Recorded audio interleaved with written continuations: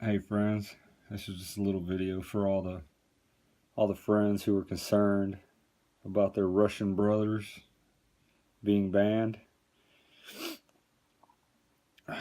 Watchtower Corporation, as always, giving us some food at the proper time. This is meant to comfort you. They're going to be okay. This is the article How I Kept Strong in Faith in Chinese Communist Prison. It was back in 1954. The authorities called Stanley Jones and myself, both of whom were missionaries, down to the police station and told us that we would have to stop preaching from house to house. If we wanted to do any preaching, we were told to do it in our church and not outside of it. While they did not prohibit our conducting home Bible studies, they demanded the addresses of all those we called. This called for some adjustments in our preaching activity in order to keep it going, at least to some extent. Of course, the police had not told us that all Jehovah's Witnesses must stop preaching from house to house. They said it only to us missionaries. Wait, the missionaries who were supposed to pass that message along? So our Chinese brothers did not slow down in the ministry, even a little bit.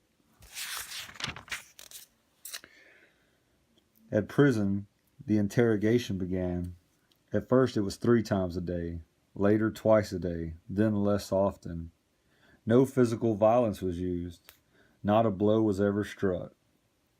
There was only the persistent questioning and the writing of summaries of what was said at these sessions. It was extremely trying. I knew what I had done while living in Shanghai. I knew what I had said, but I had not done and said the things with the motive the government attached to them. For instance, we had taught the people from the Bible Satan is the god of this world and that this wicked world is going to be destroyed at the Battle of Armageddon. But for us to agree that this was subversive activity against the state was preposterous.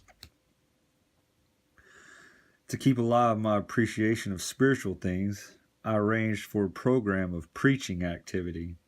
But to whom does one preach when in solitary confinement? Okay, so you were put in prison for preaching, which was against the law. And while you're in prison, you're going to continue preaching. I decided that I would build up some appropriate Bible sermons from things I could remember, and then preach to imaginary characters.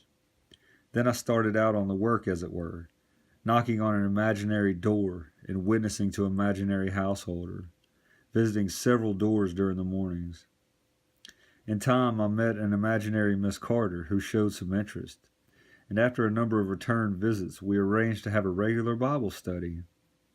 In the course of this study, we covered the principal theme of the book, Let God Be True, as I remembered them. All these I did aloud, so that the sound of these things would further impress them on my mind. I am sure that the warders thought I was going out of my mind. After my trial, when I was transferred from the detention house to the Shanghai prison, my living conditions improved. When I was moved to Shanghai jail, I again determined to pray in a more open manner. I realized that this was one way that I could give a witness to those around me. Each year I arranged to celebrate the memorial of Christ's death in the best way I could. From my prison window I watched the moon grow full near the start of spring. I calculated as carefully as I could the date for the celebration. Of course I had no way to obtain emblems, the bread and the wine, and the warders refused to give such things to me. So the first 2 years I could only go through the motions, using imaginary emblems, even as I had preached to imaginary householders.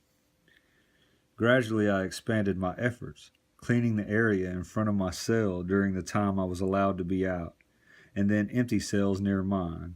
In time I was even cleaning and polishing the warder's desk. When at last I was told that the time for my release was near, and 5 months early at that, how relieved I was.